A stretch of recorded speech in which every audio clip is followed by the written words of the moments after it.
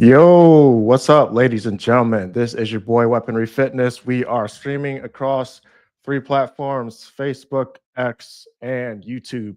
My main platform is YouTube, so come over to YouTube, give me a like and subscribe, and put some comments in the damn videos because I know everybody can't be a bot out there. So hopefully my audio is good. We're gonna check out my audio real quick. We have no live viewers, so we cannot get confirmation unless we do it ourselves. Should be good though. So we are good. So we are doing a new segment. It is called Why Do People? And I thought about this on the fly because every day I experience life through my own perspective while doing research and watching others. And it's crazy some of the stuff that people do. And a lot of people do things that they completely do not believe. Like they say they believe in one thing and do another thing. So their actions contradict their beliefs, basically. So we're going to talk about that. We're just going to go through a couple of things because I can talk about all day on this. So um, one thing I had. So we're going to start with one thing right now. So I'm gonna ask. I'm gonna start off most of my questions as why do people, and you're just gonna fill in the blank. So if you guys got any comments, if you guys want to answer the questions that I put out there, or you can come up with your own, and I'll just react to it in a different segment. So we're gonna make this kind of fun because I got a lot of questions. I might not have all the answers to them, but I do have some sort of answer to it. So I am trying to get to my comments. Here we go. Uh, so the first one I got is let's see here. Why do people not exercise regularly? So the reason why I asked that is because we know for a fact that exercising is good for your health and your mental uh, toughness, and it prevents you from being a lazy sack of crap. So why do people not exercise regular? And I'm going to say that most people don't exercise on the regular basis, other than getting up from bed and going to the fridge and eating food. So um, you can count that as exercising. Like what I'm doing right now, I'm actually burning calories right now, talking into the mic right now. You know, you burn a lot of calories when you laugh. So this is why a lot of fighters don't smile while they're fighting because it burns a lot of energy. So, I mean, laughter is good, but if you're putting a lot more food than you're burning, then you need to be laughing a lot more. So, if anybody wants to answer that question, why do people not exercise regularly? I would like to hear that in the comments. So, I gave my take on that. So, I got another one. Let's see if I can find a picture or a diagram to explain this one.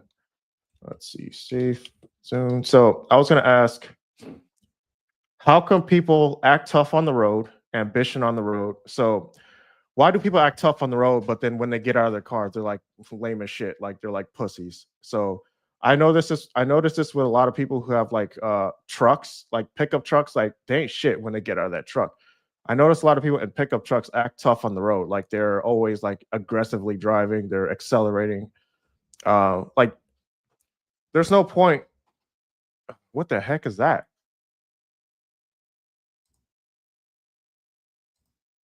Whoa, what the fuck was that? I'm gonna have to look at that on the playback. I didn't even. What the hell is that? How did that do that? Oh well. So why do people act tough on the road? Um, I'll tell you why. It's because they know that you're not gonna. There's a very low chance of confrontation.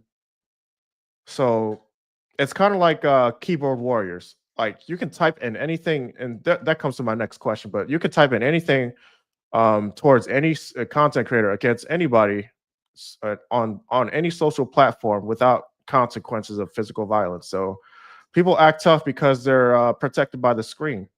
So a lot of people are protected on the road behind the wheel, behind like the boundaries of their car, So um, they think that no matter what they do or say, because I usually get the middle finger a lot, undeservedly so.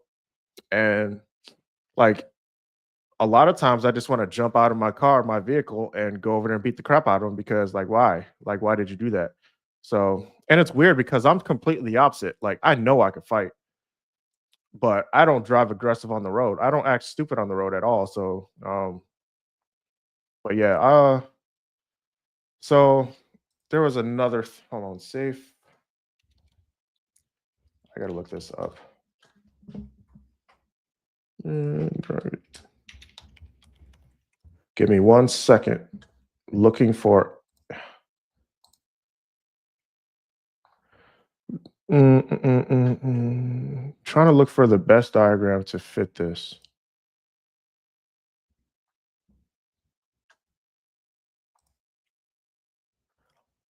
Ooh. I don't know why my screen is doing that. Why the hell is it doing that? We're gonna have to check that out. Let's do this.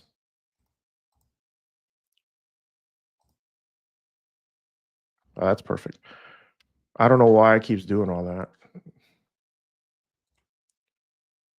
Uh, I think I found one. So, so why is it doing this? Yo, this is irking me. This is kind of killing me. We're gonna have to deal with that. We'll figure that out later. But for right now,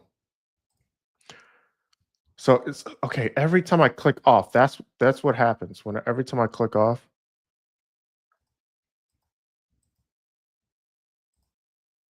let's try this one more time. See? Yo, this is annoying.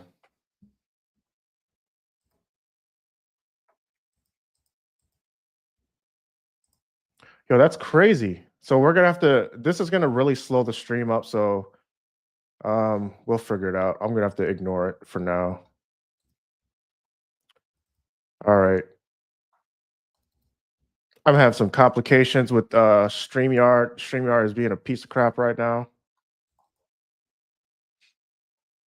Probably need to reset my computer too.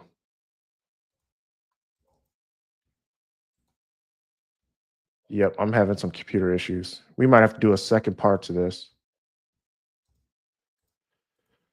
Okay. We're gonna have to do this without the diagrams. It's gonna piss me off because we might have to restart my computer. So I was going to talk about another extensive part of why people act tough on the road. So when you're in seat, because I don't think they teach this when you get your regular driver's license, but like you're supposed to maintain a certain distance between the car in front of you and the car that you're um when you get in front of the vehicle that you're passing. So what a lot of times people like to like say there's um a 3-lane highway. You got your passing lane. You got two passing lanes. You got the fast lane on the left and the middle lane, which is another passing lane, and then you got your slow lane, which is your exiting or merging lane. So uh what people like to do is, so let's say if I'm driving a semi, you got your freaking cars behind you driving up like nuts a butt. Like I can't see. This is why I wish I had the diagrams. So you like say they get up nuts a butt, and then they pass you. They get over and pass you, and then they get in front of you, but they don't give enough distance. So what I like to do is go by the 3 semi truck rule. So that's about 150 feet. So I wait till I get at 150 feet past the car or vehicle that I'm passing, and then get back over into the right lane. People don't seem to do that. And I don't think people understand that like some of these semi trucks have uh sensors that's like if you do that and the truck driver doesn't hit his brake or back off, that it sends a signal to safety and we get called about it. Hey, like why didn't you react? So I usually don't react right away because I don't like to react too quickly to things because I think people that react too quickly usually get into accidents. So I don't do that. but I do get called often because I don't react right away. I usually just like get pissed off, but at the same time, like you guys need to learn how to manage your safe distance, man. Like stop driving so close to the car in front of you, and then makes you give makes you go way past the vehicle you're passing, and then get over. Don't cut them off. Like people like to do that. And like that's stupid. Like truck drivers do it too. That freaking irks me, man. Uh, so yeah, that's another why do people that kind of annoys me. Let's see. Here's another one. A lot of these are like keyboard warrior shit. So why do people make fun of people who practice ninjutsu? So like it could be just any martial arts. Um, I think a lot of people that get the most funny, like the bashing, is the sports martial artists like taekwondo, capoeira, ninjutsu. Like I don't know why people make fun of people who do ninjutsu. Like those are the most dangerous motherfuckers out there. So like anybody who's talking shit about people who practice ninja arts, man, like you got to watch your fucking tongue, man. Like because like these people like we practice a lot of discipline, but like we can only handle so much. So we will fucking snap you in half. But like I noticed that a lot of Americans like to get in stuff like MMA, Brazilian jiu-jitsu. Like, I mean, it's practical in a fight, but like, how often are you gonna fight somebody? I noticed a lot of these people that practice that art are still fat as fuck. So look at the people that practice capoeira. They're most of them are freaking jumping in the air doing aerial tricks. They're probably the same age as me, and they could still do that stuff. So if you're gonna get into some martial arts, I would not make that your priority as far as self-defense because you're rarely going to use it. Self-defense, the best self-defense is to avoid conflict, confrontation when you can, every time you can. So I avoid environments altogether. Like if I had people that drank a lot and hang around with a lot of drunk people, I'd be in a lot more fights than I normally would be if I didn't hang around them. So um, also, people that practice MMA and Brazilian Jiu-Jitsu, all these very much American popular martial arts, like these guys are the ones that are making fun of everybody. So it's not the sports martial arts. It's not the sports type like Taekwondo. You're not going to hear somebody who practices Taekwondo and makes fun of people that practice other martial arts. Like we understand the fundamental practices of why people choose the arts that they do. We choose these sports because um, we like to push our bodies to the furthest ceiling possible, like the highest ceiling possible. So, and I am a martial arts channel, so a lot of stuff that I'm going to be talking about is going to be related to martial arts. So, like, you can relate anything to martial arts. You can any topic, politics, money, jewelry, like anything you can relate to martial arts because martial arts is life. So that's another question I pose to people that do it. Why do you make fun of people who practice not just ninjutsu, but any kind of sports martial arts or people that just don't actually engage in combat fighting like you see on national television? So um, I got I got one. I got a good one here. Hold on. I like this screen better. You see my background.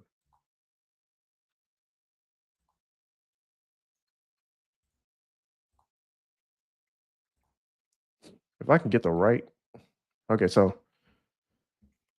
uh so why do poor people keep having children? That's a funny one. Um so it's like if you notice, if you just really look it up, poor people are having the most children. So why is that? People you're going to hear a lot of people say, I don't want children because I can't afford it. But then that's not really the case. They can afford it. They just don't want to because they want to live a certain lifestyle. So um, I'm kind of half and half in that. I mean, obviously, you need a significant other to have children with, but like, if I did have a significant other, I would make sure I would actually be honest with her. Like, I am not in a stage of my life where children is going to be on the table now. Like, if she was, now, if she actually showed me she could be a good mother for the next 20 years, like she has no red flags. Um, I mean, children would be I would definitely entertain that. Definitely would say no. I'm not gonna say no to children right now because I'm not like 45-ish. Like I think 45 is gonna be the cutoff. because once you get, so let's say I had one child at 45, um, I'll be 60 by the time this kid turns 15. They'll be a little more independent. Like they won't need me as much. So I'll be 60 years old, and I plan on being on really good shape. So I wouldn't have any issues with that. I'll be able to do what I do, even though having a child. At 45, I would hope that I'm not grinding out paycheck to paycheck. I mean, I'm not now. So I mean, I'd be a very present father. I'd be I might have to leave the house sometimes, be so damn present because I'll be financially stable. So going back to why do poor people keep having children, and I'll give you the answer is because we are a more civilized society. So we have government aid, we have childcare. Childcare is so if you're in the if you're in a impoverished level income, you don't make any money at all. The government uh, provides that. So back in the day, if you couldn't afford, or if you didn't have a masculine male figure in the picture, the children would die. The woman would die. So this is why poor people have children, is because they have a safety net. Um, Otherwise, they wouldn't have children. Um, So that goes to the other question. Why are rich people not having children? Is because they are focusing on their careers, and they need to be 100% engaged in their particular field. So, I mean, I don't know. You could put rich and smart in the same category, because smart people don't have children because they know what it takes to be present in that child's life. Um, Maybe they couldn't find. Maybe they don't trust the other half to be present, to be a good partner, or not partner, but parent. So smart people typically don't have children because they understand the risk of not being in the child's life. So like we know like 56% of marriages end in divorce. So that's already a broken family. You have 56% of families out there that are pretty much broken up. So again, I asked, why are poor people having children? Lack of education. They're just horny. Yeah, they're more horny. They have more time for sex and less time for progressing in society. So I mean, that's I'm gonna give long-winded answers because I am not. I don't script any of this. This is all stuff that I know. So that I know and observe. So we are going to change.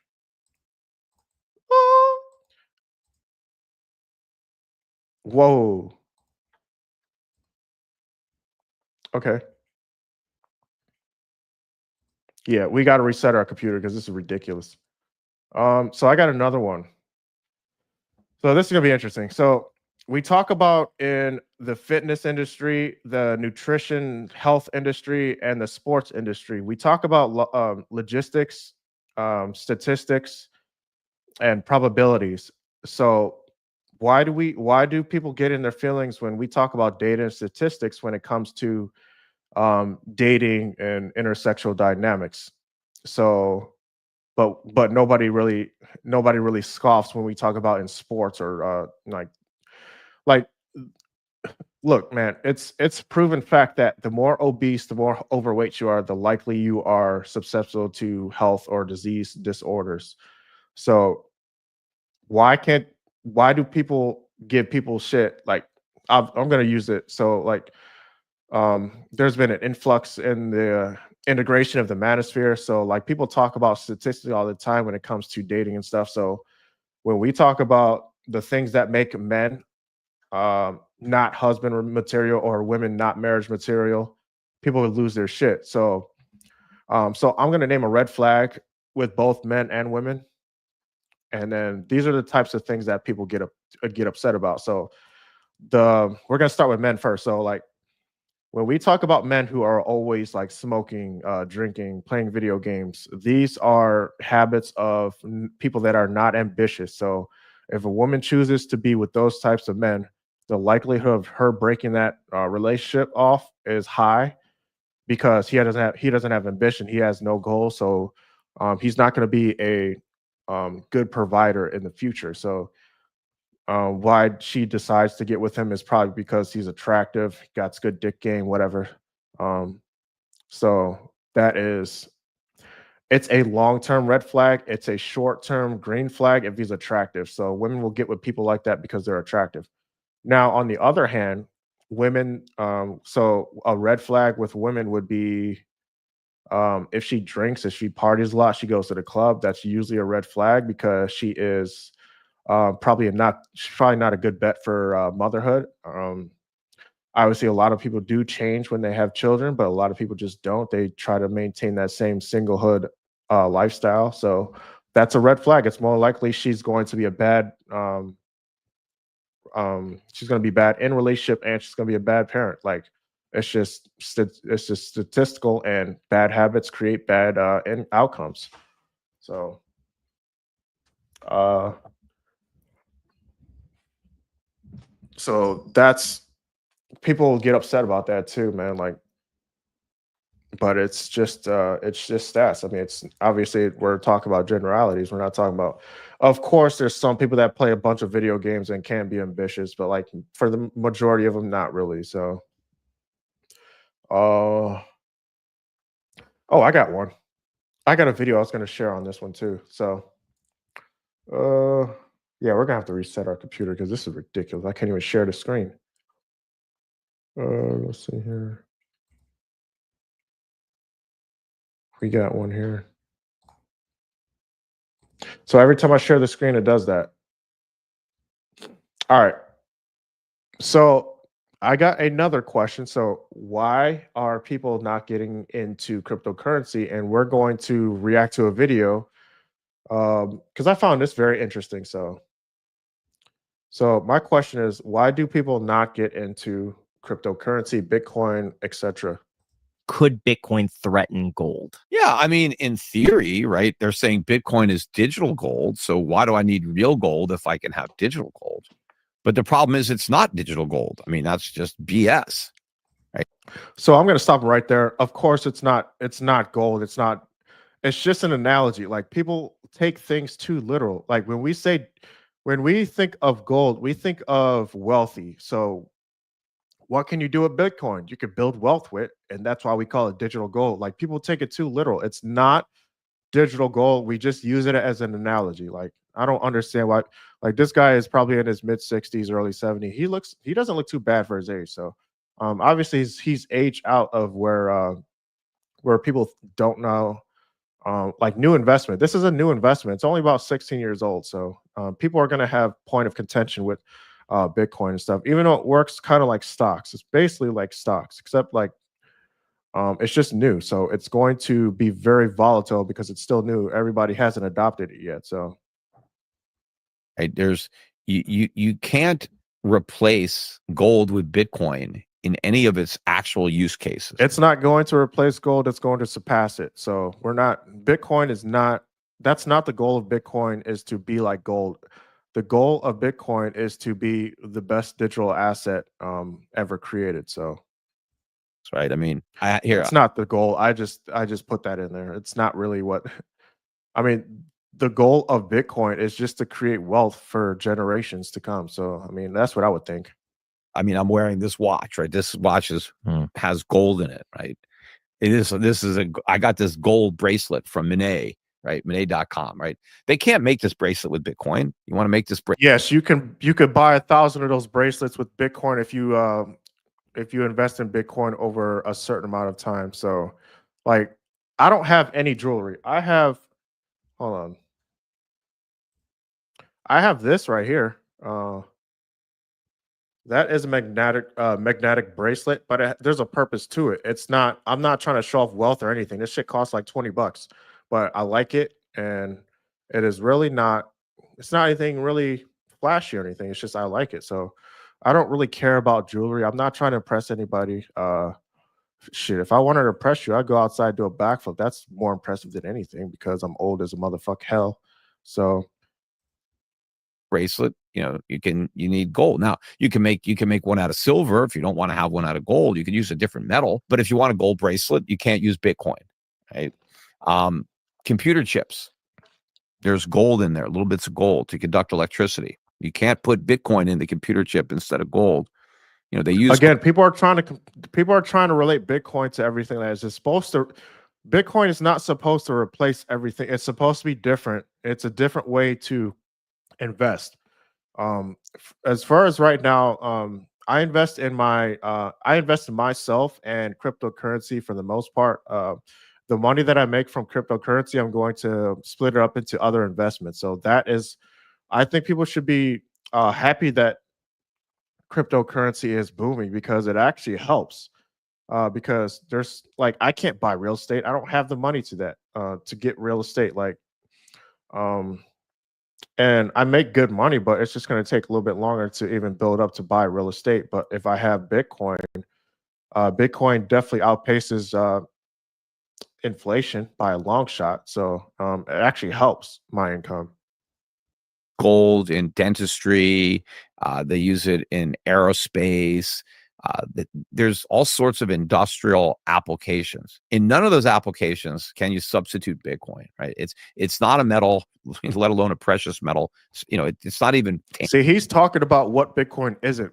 He doesn't know what it is. So they're talking to the wrong people. Like, why see so it's kind of this is funny, man, because Rollo Tomasi, he harps about this a lot. He's always like people are always getting platform talking about what is the red pill. They're always people are always getting opinions of people that don't know shit about the red pill when they should be platforming him because he has been around for over 20 years in the manosphere. So this is kind of like what this situation is. Like he's talking about something that he has no shit about, know anything about. I'm not the most well versed in the crypto space, but I know enough to know the risk, and I know what it I know the ins and outs of it. I can probably get people that know nothing about cryptocurrency, and I can make them a lot of money just by listening to what I say. So I don't like to give financial advice, but like if people truly wanted to know how to make money through cryptocurrency, I could show them step by step what to do, and they'll make a lot more money than they had if they didn't. So Tangible. It's a string of numbers. And there's 20,000 other cryptos that there's well over a million cryptos. So he's got that wrong. He's just talking about it out of his ass. He hasn't done any kind of research on this. Use if you instead of Bitcoin. So it's just to me, the whole thing, is just a giant blockchain letter. People attribute value to Bitcoin that it doesn't have. It has a price. I mean, I don't argue with that. I mean, you can put a price on anything. I mean, look at stocks have prices. Like, why aren't we talking about that? How come nobody's getting platform talking bad about stocks? Every stock has a different price too. Every stock has a different market cap, just like cryptocurrency. So why are people the problem is cryptocurrency is like when people lose their money in cryptocurrency is because they haven't done the necessary de-risking. So they leave their money on the exchanges. They leave it open space where it can be compromised instead of getting a cold storage wallet, getting multiple wallets. Like if one wallet falls, then the other one is like I got multiple wallets. I got multiple bank accounts. I got my money in different places because I know if I lose money in one spot, I'll have basically another one to go into. So, like he's just I don't know. At Peloton during the pandemic, Peloton shares were 170. Now they're 3. So was Peloton worth $170 a share? Well, that's what the price was because some idiot was willing to buy it at that price. Doesn't mean the company was, fundamentally worth that much. So sure, someone could buy Bitcoin and pay $64,000 for it. Does that mean it's got $64,000 worth of value? No. No, nobody's paying $64,000 in Bitcoin. The value of so the price of Bitcoin right now, I haven't checked it in like an hour or so. It's probably around 103K. You're not paying. You're not if Bitcoin is $103,000, you're not paying $103,000. You could buy a percentage of it and still make money off of it. You don't have to buy an entire Bitcoin. It would be nice if you can. I had one Bitcoin at one time, but then I sold profit, so I kind of lowered my portfolio as far as Bitcoin goes, but I'm still pretty heavy in Bitcoin. But like, you're not paying full price if you just like buy a percentage of it. Look, I don't understand what he's talking about here. It's just got that market value because somebody was willing to pay that price. What do you think Bitcoin is You got millions and millions, if not billions, of people in the crypto space right now. So actually worth? I don't know what it's worth. It may not be worth anything. It may be worth some nominal amount. I mean, what if it's worth $100? I don't know. Maybe it is. I don't know. At this point, it's irrelevant. if Bitcoin was $100 today, that shit would shoot to the moon right away because $100 is cheap. You could probably get 1,000 Bitcoin. Anybody could buy 1,000 Bitcoin at that time. Like, god damn, if it was $100, man, today, woo! Oh man, I would be okay with it being 20K. Like, if it was 20K right now, I'd just get rid of all my altcoins and buy Bitcoin, man. 20K Bitcoin is cheap as a motherfucker, man. Relevant whether it's worth $0 or $100, because if it goes to $100, it might as well go to zero. It's not going to zero, so we're gonna pull up the chart and we're gonna show you, assholes. Okay, so share the tab. We are on Gala right now. Gala's back at 8. Yo, you know I bought this dip, man. Just under 2 cents. Oh hell yeah, I bought the shit out of Gala. So we're gonna go to Bitcoin here. We're gonna blow the screen up more. It's at 103K, and we're gonna go to the all-time chart. Bullish. So look at this. This is where I wish I could make the screen bigger, but you should be able to see. This is where it started, and it just goes up. I mean, there's a lot of accumulation phase. This is good. Like, if you see this right here, this is good. You just throw your money in here, and we know it's going up at some point, and this is where we get the big dips. We've already shared this chart from my other streams, but like, as you can see, there are dips. This is buying opportunity. And it just goes up. It's going to keep going up. So because new investors are coming into the market, they're adopting Bitcoin and other crypto assets. So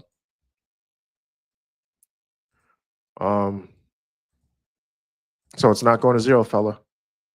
For 99.9% of the people who own it, right, they're going to be effectively wiped out if Bitcoin goes to 100, even if it goes to 1,000, right? So you guys need to do your research. So let's say I'm a new investor. I have no Bitcoin right now. Let's just say I threw $1,000 in Bitcoin right now. Let's use common sense and even numbers here. If I bought $1,000 worth of Bitcoin at 100K, you're going to experience your volatility. It's going to go up and down, might drop to 90K, come back up to 120K. So once it gets up to 120K, you take some profit out. You could take the entire $1,000 out and you'll still have money in the market because you've already profited. So if it goes up to 150K, 200K, 250K, you are making money. Just take your profits out on the green candles. You're not losing. So if it goes back down to zero, you didn't lose any money because you already took your profits out. This is what people don't understand about fucking cryptocurrency, man. It's the same with stocks. You get in at lower prices on the green candles, and you get out at the green candles when you're ready to get out. A lot of people will say, well, I've been in longer than you, so I'm going to get out sooner than you. It's just that's just investing 101. I mean, that's all across the board. Anything that you invest in, new money is always coming in and old money is going out. That is always going to be the case. We are all not the same age. I'm almost hitting 40. By the time the 20-year-olds, let's say the 20-year-olds are just getting in right now, I'm going to get out before them. But new money is always going to come in because there's a whole generation of 20-year-olds who are just still getting in. So by the time they get out, new money's coming in. Those 20-year-olds are getting in when they turn 40 or 50. So this whole thing that people are afraid to be someone else's exit liquidity, like that's just that's the cycle of life in the investment world. So that's just how it works, man. You can't expect a 6-year-old to get out the same time as a 20-year-old. Just makes no sense because the 20-year-old hasn't put time in the market to accumulate. like the goal would be to get out with millions or at least be financially free, what you would consider financially free. So you think I'm going to stay until 60 years old? No, I'm going to get out way before then. So 60,000, right? You've lost pretty much everything. It has to be worth, something near the current price, which I can't imagine what Bitcoin could possibly do that would create that much value. And for a lot of the use cases that people are coming up with, like ordinals, right? Like, hey, this guy has no idea. Created an ordinal too. It's called the Golden Triumph, right? It's a picture of an arm holding up a gold bar, right? I put it on an ordinal on the block. Okay, so I've owned several gold. I've owned gold before. Like it was useless. Like gold is useless. I don't know, man. Maybe I'm just new school. I am a very traditional person when it comes to like relationships and stuff. But when it comes to like the stuff that actually generates wealth, and this may be the this may be my TikTok brain version of it, but like you still got to hold a long term to generate some wealth in Bitcoin. It's not going to go up overnight. I mean, it has, but then if you want a certain amount of money, then you're going to have to hold long term. Bitcoin blockchain, and you could buy them at Magic Eden now. We sold out of them. There was like 50 of them, but they're trading. You could buy an ordinal, but you could put the ordinal on a Satoshi. That's all you need is one. There's 21 quadrillion Satoshis. I mean, there's enough for everybody in the world to have a few 100,000 Satoshis. And so I don't see where there's a shortage of these things. You don't need a whole Bitcoin, right? You just need a Satoshi. There's no real difference between a Satoshi and a Bitcoin other than the fact that a Bitcoin is a whole bunch of Satoshis. Now, people say, well, but an ounce of gold is just a whole bunch of specks of gold. Yes, but you can't do anything with a speck, right? You actually need a specific quantity. You want to make this gold Rolex. I think there's maybe 6 ounces of gold in there. You can't make it with 1 ounce. You need 6 ounces, right? You need that specific quantity to do that job. But I don't need any quantity of Satoshis to do any job because you can't do anything with them. All you can do is give them to somebody. And so I don't see what's so unique about that. I mean, all these other cryptocurrencies you can transfer. And look, I can use PayPal. I can use Venmo. I could use Zelle. There's all sorts of ways that I can transfer a payment to somebody over the internet. Yeah, but the thing is, like, if you leave your money in your savings account or your checking account, like, it's getting eaten up by inflation. So, the 100K that you have in your bank account is still 100K after like 3 years. You could leave it in there for 3 years and it's still 100K. You put it in Bitcoin, it's going to double. It's going to more than double its value. So this is what he doesn't understand. Cheaply, quicker than Bitcoin. And if you really like a digital currency, then tokenize gold. I mean, there's already a bunch of these tokens out there. There'd be a lot more if it wasn't for the regulatory cost. But all you have to do is take gold, tokenize it, and now gold can circulate as a That's the same thing with Bitcoin that people don't understand. You got Bitcoin, and you can turn it into, you can transfer it to your bank. I could transfer all the money that I have in crypto right now, and it'll be in my bank account tomorrow. So yeah, it's just like I mean, you could use it as a store of value. You can use Bitcoin to transfer to it peer to peer without the bank being involved. So I'm trying to figure out what he's trying to argue against. Like, is he pro crypto or not? Seems like he's not. digital payment. I can own gold and I can transfer that ownership to anybody in the world instantly, practically free.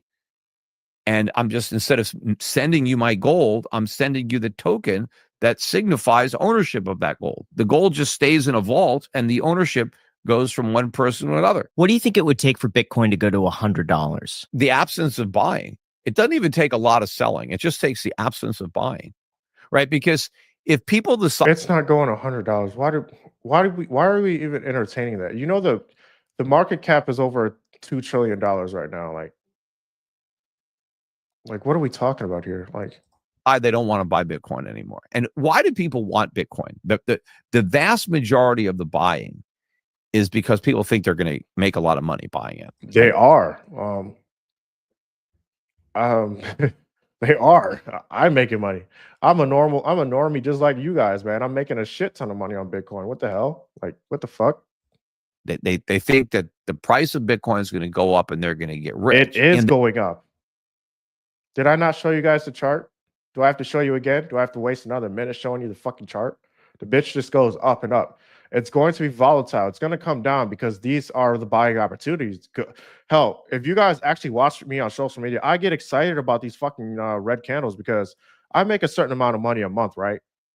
So I'm able to actually throw money in the market when every time red candles come along. So every time we go 10% down, man, I am throwing shit ton of money in there, man. And I mean, I get when I consider a shit ton, I'm talking about like 3K, 4K a month in Bitcoin. So that's a shit ton for me because I'm not a millionaire, not yet at least.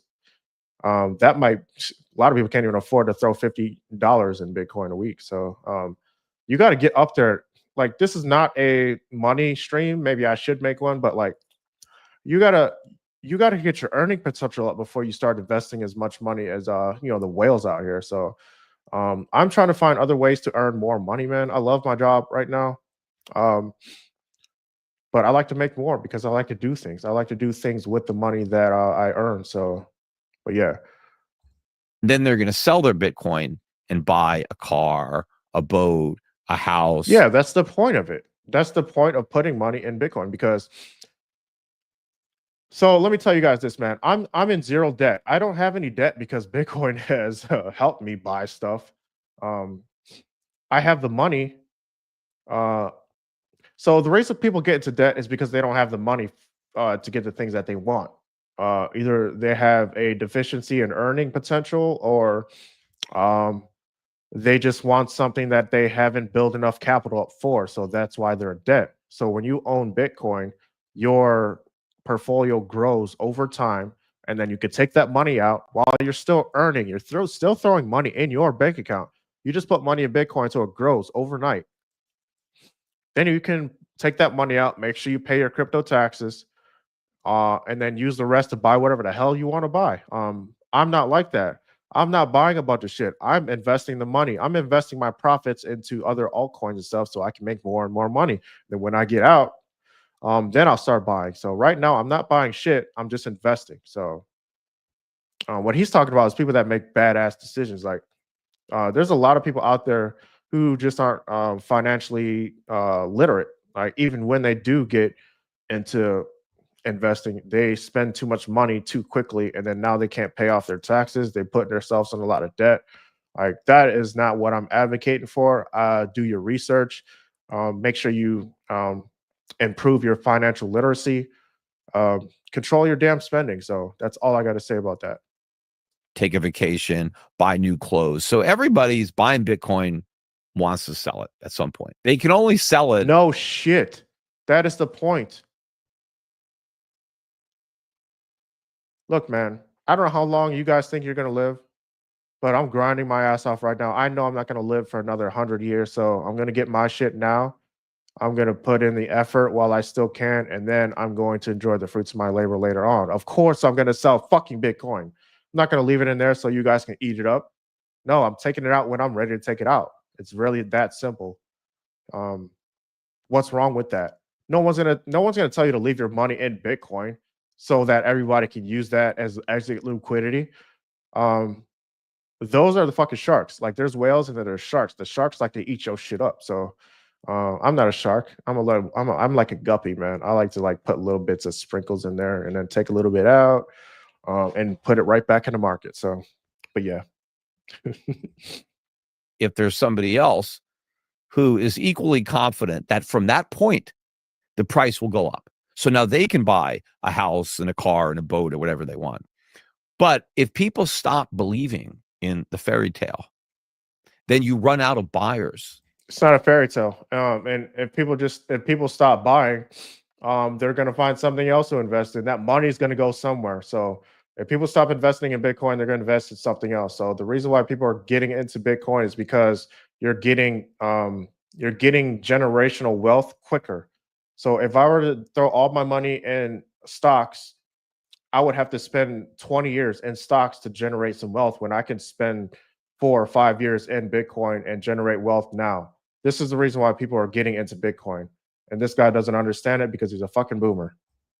Now, without buyers, how do people sell to get the things they want that they can't? So the price will collapse, right? So I think it's not going to be. It's now I already showed the chart. The collapse is what he's talking about as far as the dips. Like Bitcoin hasn't dropped more than 90% during the bear market. So it's not, when shit drops that far, you're going to get enough buyers. This shit, people have too much. There's too many investors out there not to buy that shit up. I buy that shit up. I'm not rich. Every time I see a damn red candle, I buy the red candle. So, like, what is he talking about? There's a lot of people out there with a lot of money that they're not spending every single day. What are they doing with it? They're investing in the best assets they can. So, dude, it's simple. It's like simple investing 101. That everybody starts selling. It's going to be that new people stop buying. And then as the price really starts to fall, maybe, I don't think that. Again, the price isn't falling. And if it does, people buy it up and it rises. Like, what the hell, man? Look at the chart. Like, you can even look at Ethereum, man. Ethereum is not performing as people probably projected it has, but it is still coming back up, even though it has not performed. So this is why you take profits, and you can take it aggressive. You don't have to. You can take a little bit out. I've invested in Ethereum, and I haven't lost much money on Ethereum because I haven't sold at ridiculously low prices. So otherwise, I mean, and if that's the case, I still made money in other projects. So like, you got to be smart, man. You're going to lose money in the market, especially when you're a newbie. But like, you learn from that shit. So make sure you don't invest money you're not willing to lose. That's all I can say. The true believers, the hardcore Bitcoiners, they're not going to be phased by Bitcoin going from 60,000 to 40,000, right? They've seen that before, been there, done that, right? Bitcoin always comes back. That may not be the case for the people who just bought into the Bitcoin ETFs. I think they're going to be the first ones out, right? They were the last ones in. They're going to be the first ones out. They're not long-term hodlers, even if they bought the one with the symbol hodl. They're traders, I think. I mean, if they were real Bitcoin people, they would have bought years ago. They wouldn't have waited for an ETF. They got kind of suckered into it by the hype and the promotion, and they thought they could make some money. And that's going to be a big problem for Bitcoin. That is another thing, is hype, though. Like, a lot of people will get in because of a hype of something. Like, look at these XRP holders. Like, everybody's hyping up XRP, so you got a bunch of normies jumping in XRP. But like, bruh, like, there's nothing wrong with buying cryptos on the hype. Just do your research, look at the chart, look at the tokenomics, look at the fundamental analysis. Like, there are red flags when it comes to investing in a certain project, man. Look at the team, look at some of the projects that they're implicating into their coin. So I don't know, man. This is like, it's not really, you can't call Bitcoin a scam, especially as when there's billions of people making money off Bitcoin. Like, how is it a scam? If it was like, scams are something that you're getting, you're losing from, and you can't lose from it unless you just make really bad mistakes, unless you make uneducational decisions. So, yeah. But I'm gonna cut it there, man. I'm gonna watch a little bit of basketball. I'm gonna take a relax because I just got done training for today. I trained my ass off yesterday. I'm very sore, and we are getting super, super good with the bow staff. But man, I cannot wait till I post this video. God damn it, what the hell? The people that actually watch the video, man, you're gonna enjoy this one. It's gonna be one of my best videos ever, even though I'm old as motherfucker old. But yeah, we're gonna end it there, man. You guys, make sure you guys post any kind of questions in the comments. I mean, I get 0 comments, but whatever. Post any answers to any of the questions that I did ask on stream. We're gonna do this again, man. I'm gonna have to really look deep now, because I really get my questions from just like everyday lives. Just looking at people like, why the hell is he doing this? But yeah. Yeah, I got so many other things I just didn't get to talk about today. But yeah, we're gonna end it there. So you guys enjoy the rest of your day. Who knows if I'm gonna stream again? I'm very spontaneous when it comes to podcasting. So we are going to end it there. Peace out.